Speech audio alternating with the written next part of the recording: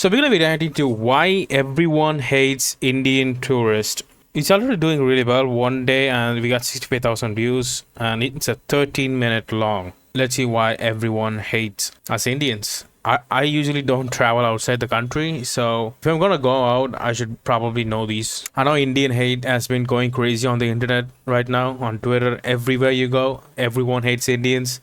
So let's see why the tourists are being hated. Move over, Chinese tourists. A new player is in town. There is a new force transforming the globe. I remember the Chinese tourist hate videos where Chinese, I think they used to call them the mainland Chinese, who basically causing problem, not behaving the right way. And Indians are doing right now, doing the same thing what they were doing. I think that's what he's trying to say right Global now. tourism landscape, and it is arriving not in quiet, ordered lines, but in a colorful, chaotic, and completely unforgettable tsunami of color, sound, and raw, stinky human energy. Fuck. It's always the poo joke. No matter how much we tell people, they do not believe us, man. Not every Indian do that, but that's the joke everyone go for. Indians are documenting their rise on the global stage with approximately $31.7 billion yearly. This marks the beginning of the Indian tourism era, and like every previous wave of first-time visitors, they will be amusing for some time, then hated, reviled, slightly misunderstood, and eventually accepted. This tourism embarrassment is the final stage of a developing economy, and India is ready to hit the stage just like its predecessors. And their story tells us something. Every nation looks awkward the first time they meet the world. So buckle up, because you are about to witness how a new generation is learning global travel in real time and how they're different from Chinese tourists. Oh yeah, that's the video everyone talks about when talking about the Chinese tourists. Oh fuck, come on, even this song, man. 2024 was a dramatic year for Indian tourists, where they went viral, but for all the wrong reasons. A record 30 million Indians traveled overseas that year, spending an average of 50 days abroad. While this surge is great news for Indians, it is rather concerning for the rest of the world. So they took one look at the incoming crowd and decided to slam the door shut. We are not talking about a few rejections, but a full-blown travel control. In the US, approximately 279,000 of the 679,000 Indian student visa applicants were turned down, representing a harsh 41% rejection rate. And you should reconsider if you believe that only applies to students. In recent years, 30% to 40% of Indian tourists have had their visas returned with the dreaded rejection stamp from their dream destination. The global visa officer appears to have developed a nervous twitch when they see an Indian passport. The United States is not the only country that is tightening its borders like a strict exam instructor. Europe has also joined the group. 1 in 6 Indian applications for Schengen visas was denied in 2024, and the numbers just rose in 2025. Japan has reduced Indian tourist visa acceptance. Okay, I thought this happened because of the Trump thing, because the tariff wars going on. But this looks like this has been planned for a very long time. I thought this was a recent time thing, that Indian hate, but this is happening for over a year now. By 40%. Even Dubai, the unofficial Indian extension campus, has demonstrated rigorous screening procedures. So what's going on? Well, the passport power of India is getting out of hand. We are actually witnessing the shift in India's global presence. In the year 2000, a mere 5 million Indian citizens held a passport. That's less than 1% of the entire population. Today, however, that number has exploded to 80 million and is still rising. Okay, I do have a passport, but I never used it. It just lies in the cupboard. It's just a, when you become 18, you just have to get some papers done, and one of them is passport. That's it. But most of the people don't travel. Not every one of them are traveling, okay? If you think about this for a moment, it is a whole nation of passport holders formed in a single generation, outnumbering Germany and the United Kingdom combined. This growth feels more like a passport Big Bang. In a few instances, they overstayed their visa. Some took things from their hotel rooms, thinking everything is a free amenity, but it all comes from the pure I've seen that happening, but not a lot of them. I think 1 or 2 a year, maybe. I can see the first time traveling Indians doing that probably not understanding the etiquette and stuff. But I haven't seen much. I've seen like 1 or 2 videos about it. Experience of the few. For generations, traveling meant something completely different for the people in the region. It was a necessity. It was for survival, for family obligation, not for sipping tea while basking in the great Santorini sunshine. Yeah, people leave India mostly to work, especially going to the West was mostly when you get a job. That's the only reason people used to go. Now people are going for vacation and stuff.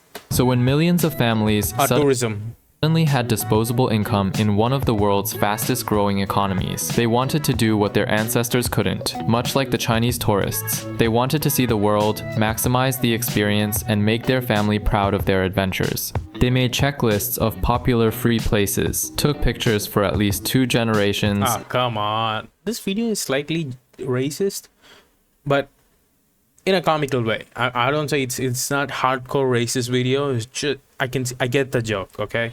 And gathered stories to share with their communities. Before moving on to the hygiene of Indians, please consider subscribing to get much more educational content about Asian culture. Okay, this next part will be sensitive. By now, we have all seen the disturbing videos all over the internet about how unhygienic India can be. There's trash everywhere, and that's just the beginning. Does that mean India struggles with cleanliness? Yes. Does that also mean they litter when abroad?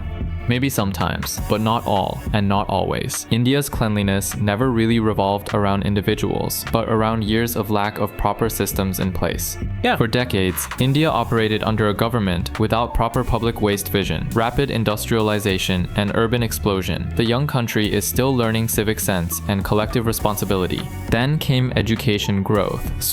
Okay. I would say this video is not completely racist. He's right. It just I would say like another 2 more generations to fix this. But until now, it's stress. It has given me sometimes nightmares about how dirty things are around me. Watched Bharat campaigns, rising middle-class pride, global exposure, and suddenly, young Indians began demanding cleaner public areas and adopting better behaviors. It is a generation that is experiencing a civic transformation in real time. Some Indians abroad actively correct other Indians, because deep down, they love their country and hate their reputation being dragged due to some poor hygiene choices of a few. Yeah, but Indians don't like that. Like, you left the country, why are you talking to me? You know, they have that kind of mentality. So unless you're friends, they're not going to listen to you. This leads to one of the most agonizing and persistent stereotypes, the stinky Indians. This perception is typically the result of a perfect storm of variables. Diet comes first. Garlic, onion, asafoetida, and turmeric are all often used spices in Indian cuisine. These spices are secreted through pores, leaving a distinct, lingering aroma that is unexpected and frequently criticized. Okay, I think I mostly use onion. Other than that, not much of garlic guy or asafoetida.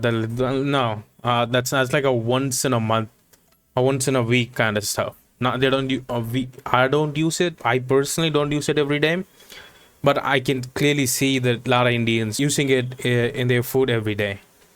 By nations with blander diets. Second, consider heat and infrastructure. Sweating is unavoidable in India's hot and humid atmosphere. When combined with occasional water absolutely, yeah. I live in Chennai. It's one of the hottest humid places. I don't know about other hot places, but Chennai humidity it's like hell, man. You need air conditioning all the time. If you don't have it, well, you better take showers at least 3 times a day. Shortages or outdated plumbing systems in some households, the starting point for combating body odor differs. Third, as already said, there is a hygiene clash. The traditional use of water rather than paper can occasionally leave restrooms and, by extension, the users with a damp, mildewy odor if the facilities are not equipped for it. India is slowly... Okay, come on. People have already changed. People are using the hose thing, like the sprayer. Evolving, and so are its people. Maybe hygiene is something that will take a little longer. But this may not be the biggest reason. Yeah, like I said, it's gonna take a bit longer. I would say 2 more generations to go to, go full-fledged changing the hygiene stuff. Right now, people are mad. People would probably take some stuff in next to 5 or 6 years. Probably people might take a step. I'm not sure about it, but People are mad, people are protesting, people are trying to make things clean around them. And why they are so hated as a tourist group. Oh, the AI videos on Twitter was going crazy, and clearly see he's using one of them. You see, there are tourists, there are large tour groups. Again, like, you can't completely hate every racist joke. It's gonna be there all the time on the internet. Like, for example, the stuff he's using in this video, he's not going completely crazy or completely racist about it. He's using the racist jokes, but as an actual joke. It's not that serious. You can't be mad about this. And then there are Indian tourists. They are more of a walking demographic event, giving an impression of I don't know much about Indian tourists outside India. I never traveled outside India, so I don't have much knowledge about it. But I never thought there would be a problem like that. relocation disguised as a vacation. Take Oh. any tourist hotspot, for example. You will see selfie sticks hoisted like a flag, aunties directing with the voice of a pirate captain, and at least 20 people competing to stand out in a bright colored outfit. The sheer magnitude of Indian travel groups is impressive, and it's not their fault. After all, India is the world's most populous country, and more than 65% of the country is less than 35 years old. They are young and want to explore the world. In 2023, 27 million Indians traveled abroad, with the numbers predicted to double by 2030. And then, with the middle income class rising, everyone suddenly has the social pressure to travel around and meet their cousin living abroad. Sadly, these crowds bring a number of issues, such as overloading buses or elevators, because all of the family members need to ride all at the same time. Noise complaints in hotels due to literally laughing out loud, among other issues. Sadly, some Indian travelers treat international locations as an extension of India. Just recently, a hotel noted how a group of Indian tourists were crowding into one room, laughing and talking like they were in their own living room, which can be largely expected when they are together with 5 people in a 2-person room. While it's impressive that they can feel so comfortable in a foreign land, it is also important to be mindful of local customs and the shared spaces of others. But before we dive into the psychology of why I would completely do that. When I'm with my friends, when I'm traveling, we would all, group up in a single room and have fun. I get that some foreign countries might hate it, but in India, it's pretty much normal. Indians act like they own every hotel lobby on earth. I want to thank this very special Yeah, so that mindset comes because when they play. When Indians pay, they think that they are obligated to do things pretty much out of line sometimes. People are rude sometimes because they pay. They think they can be rude to the employees where they're consuming anything, like in hotels or in a restaurant. Indians do have that mentality. student for the £100 donation. I'll make sure to blow it all in Pattaya. For research purposes, of course. When foreigners travel to India, they get overwhelmed by the amount of noise people produce. The volume of regular people talking to each other is also surprising to many. But in India, it's a symphony of temples, street vendors, and the magic of life. When Indians are happy, they make sure the whole block can hear it, with bands and music. And when they are sad, well, let's do that even louder. And if you meet a friend in India and aren't loud about it, you are preparing to be kicked out of the group. Interestingly, in India, being loud is considered healthy. It's in their blood, in their mind, and even in their movies. So when Indians travel abroad, people suddenly expect them to be silent. That's like telling the Japanese to scream and dance in the middle of a train ride, or the Americans to know actual geography. I know South Africa's over here somewhere. Behavioral habits are free-flowing, especially if it's linked to cultural roots.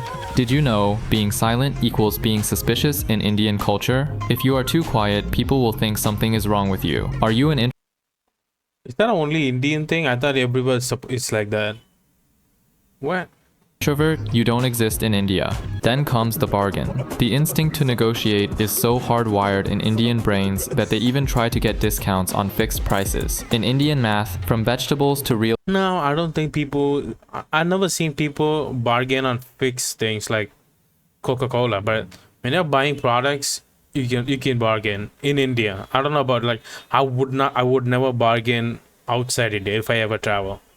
In India, I would absolutely do it. real estate, everything is negotiable. The French shopkeeper, trusting in the sacredness of the posted price, will be welcomed by a smiling Indian uncle who sees the €20 Eiffel Tower keychain as less than a product with a price. For the uncle, it is a place to show off his art of negotiation, like the first bid in a lovely social transaction. But the negotiation doesn't end there. Once you've mastered bending prices, why not bend the rules too? Enter Jagad. This is the art of creative improvisation, which involves bending hard Okay, not a lot of Indians do jugaad too. It's mostly like a North Indian thing. structures to meet human needs. Rules are frequently interpreted as guidelines, a framework to be explored rather than mindlessly followed. So they'll try to bring enormous carry-ons on board planes, hoping to sweet-talk the ground crew. A do-not-enter rope will be viewed as a slight annoyance to be ducked beneath in order to get a better photo. They hold a sincere belief, and naively so, that all systems are intrinsically adaptable through personal connection. Another hard behavioral habit is the need to find vegetarian dishes. Indian tourists would enter a steak restaurant in Turkey and constantly ask about the vegetarian options. Okay, I'm not a vegan, but I clearly see vegan Indians doing that. This annoys a lot of restaurants, and the Indians become unpleasant customers. Because in India, vegetarianism blends civilizational pride, religious duty, family tradition, digestive wisdom, and every now and then, a touch of moral superiority, neatly packed in stainless steel tiffin boxes. But there is another reason behind it: famine. Years and years of natural and man-made famine forced people to look for alternatives. Wasting food was a sin, and finding food other than green leaves was rare. The cultural muscle memory shaped by history, economy, and survival shaped Indians into who they are now. Which brings us to the next point often highlighted about Indian tourists. Personal space in India is almost a non-existent concept, with a population of over 1.4 billion, and urban centers like Mumbai and Delhi. I mean, as an introvert myself, it's you suffer with this problem a lot. Even exceeding 30,000 people per square kilometer. I hate crowds, man. That's why sometimes I don't even travel to go to like a temple or anywhere, because crowds makes me sick. I just don't want to go. Physical distance is only possible in theory. I'm sure you are familiar with this photo. Most places in India, including trains, markets, temples, wedding halls, and elevators, operate at maximum human density, with survival determined by location rather than civility. This influences their everyday choices. Okay, this is a bit more context. Not every train do that, or not every buses do that. Some trains, basically local ones, or unreserved compartments like that. Other than that, not every trains or not every buses goes fully packed with Indians. No. And behaviors. Indians learn to flow through crowds like water, adapting, squeezing, shoving, and slipping between bodies with no offense or remorse. Anyone else will see it as rudeness, but for them it is a set of crowd navigation skills developed out of need. When public life teaches people to seize opportunities fast. Okay, this one right here, that people just hang in outside the bus. Kids grow up thinking it's a cool thing to do. Like a lot of school children do that. Literally school kids, like 12, 13, 10 sometimes, hang outside the bus, and they think it's a really cool thing to do in the public. That's the problem. They think it's cool though, that's why they keep doing it. A seat on a train, a counter ticket, a spot in a line. Hesitating feels like inefficiency, not civility. So, when Indian travelers arrive in Zurich, Toronto, or Kyoto, their instincts do not immediately turn off. They stand closer to the front of the line than locals would want. They move forward at airport counters. They tap someone on the shoulder instead of calling for polite distance. Westerners find this behavior annoying, since their settings are designed around personal space. In the United States and Europe, strangers spans from 8. What the fuck? That video was crazy. He just grabs her with the shoulder and starts taking the pictures, man. I don't think a lot of Indians do that. Personal space. In the United States and Europe, the personal like bubble spans everyone from 18 coming inches in. to fuck. That's oh my, that's so cringy. 4 feet, depending on the situation. Touching strangers, leaning in, or pushing ahead without verbal acknowledgement disturbs social expectations, as well as physical comfort. There is also a variation in queue interpretation. In India, keeping one standing is the individual's responsibility. If someone cuts in front of you and you do not react, you will lose your spot. The opposite is true when traveling abroad. Lines are based on mutual trust. If someone breaks it, the whole structure feels violated. This distinction explains why an Indian calmly sliding into a gap, a natural reflex at home, can cause dissatisfaction in countries where even kindergarten students practice lining up in straight formation before break.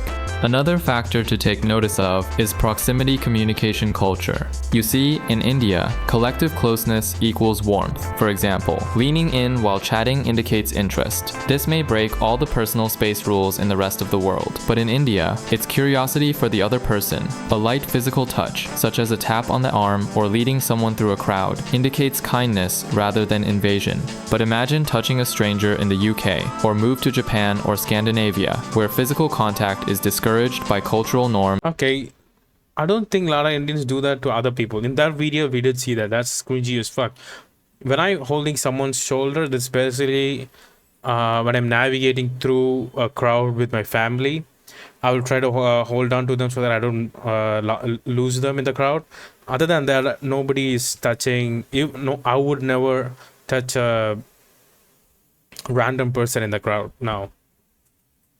And it is interpreted as aggressive or boundaryless. Despite all this, the problem is really that a few clueless travelers are still learning global manners. Yes, some countries dread Indian tourists, just like they do with the Chinese, but in their own way. The chaos, the pushing, the endless selfies, they're simply the sounds of a civilization discovering the world for the first time. And India's population keeps growing, along with its wallet. That's a pretty good video, man. And that was why everyone hates Indian tourists. That's a really good video. So most of the things he said, he did a pretty good research on it. I would actually say that. But I would never touch a stranger on a shoulder in a crowd with precision or anywhere outside. Only except they're my friends or my parents or family. Only there's a need to. Other than that, I would never touch a stranger like that. And I hate crowds. That's like one of the main reason I don't go out most of the time, or I would plan my trips when there is less crowd.